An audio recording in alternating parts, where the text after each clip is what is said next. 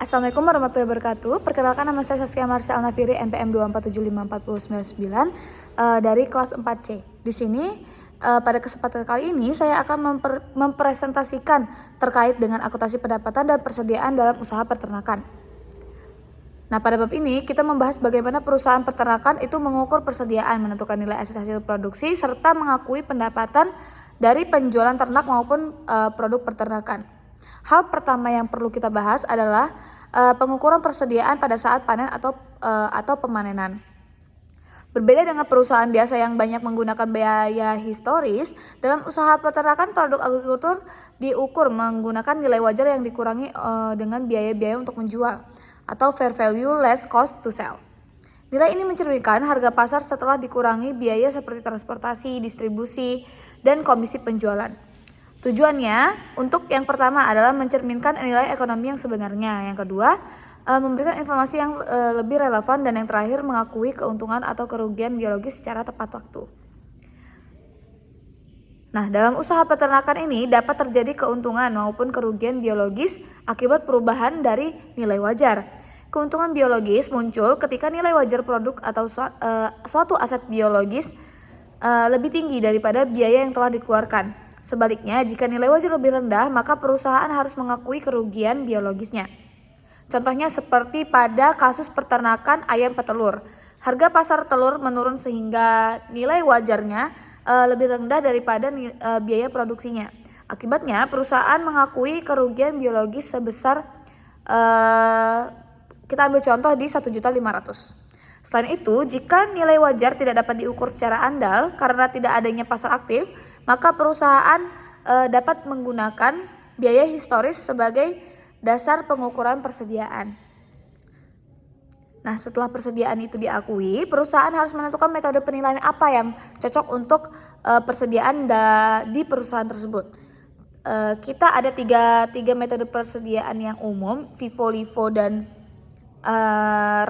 rata-rata tertimbang. Namun biasanya lebih sering digunakan itu FIFO atau first in first out dan rata-rata tertimbang ya.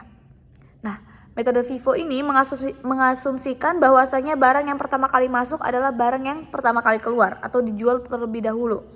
Metode ini cocok untuk produk yang mudah rusak seperti telur, susu, karena mengandalkan persediaan yang lalu ya, persediaan yang pertama. Sedangkan untuk metode rata-rata tertimbang menghitung biaya berdasarkan rata-rata seluruh persediaan yang tersedia sehingga hasilnya lebih stabil ketika harga sering berubah-ubah. Nah, berdasarkan contoh dalam buku dalam bab 5, biaya pakan menggunakan metode FIFO sebesar 5 juta. Sedangkan metode average menghasilkan biaya sebesar 5.400.000. Karena biaya FIFO itu lebih rendah, maka laba yang dihasilkan akan lebih tinggi. Nah, di situ kita dapat menentukan metode persediaan manakah yang akan perusahaan itu ambil. Nah, berikutnya kita bahas terkait dengan pengakuan pendapatan. Pengakuan pendapatan ini mengacu pada PSAK 115, yaitu pendapatan diakui ketika perusahaan telah memenuhi kewajiban pelaksanaan dan kendali atas barang telah berpindah ke pelanggan. Jadi ketika perusahaan itu sudah mengeluarkan barang dan barangnya sudah sampai ke pelanggan, baru itu bisa kita sebut dengan pendapatan. Nah, PSAK 115 ini memiliki 5 langkah utama. Yang pertama, identifikasi kontrak dengan pelanggan. Kedua, identifikasi kewajiban pelaksanaan. Ketiga, menentukan harga transaksi. Keempat, mengalokasikan harga transaksi. Dan yang terakhir, mengakui pendapatan saat kewajiban pelaksanaan telah dipenuhi. Artinya, pendapatan tidak harus menunggu kas diterima.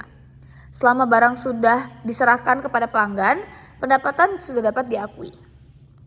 Contohnya yang pertama ada pada penjualan susu sebanyak 2.000 liter dengan harga 8.000 per liter. Karena susu langsung diserahkan kepada distributor, maka pendapatannya sebesar 16 juta diakui pada tanggal penyerahan meskipun pembayaran baru diterima 30 hari kemudian. Nah, contoh kedua adalah penjualan sapi potong. Pada kasus ini, perusahaan memperoleh pendapatan sebesar 400 juta dengan harga pokok penjualan 320 juta, sehingga laba perolehan sekitar 80 juta. Nah, selain sapi, produk peternakan seperti telur dan DOC juga diakui sebagai pendapatan ketika diserahkan kepada pelanggan, dan pada saat yang sama perusahaan juga mencatat harga pokok penjualannya.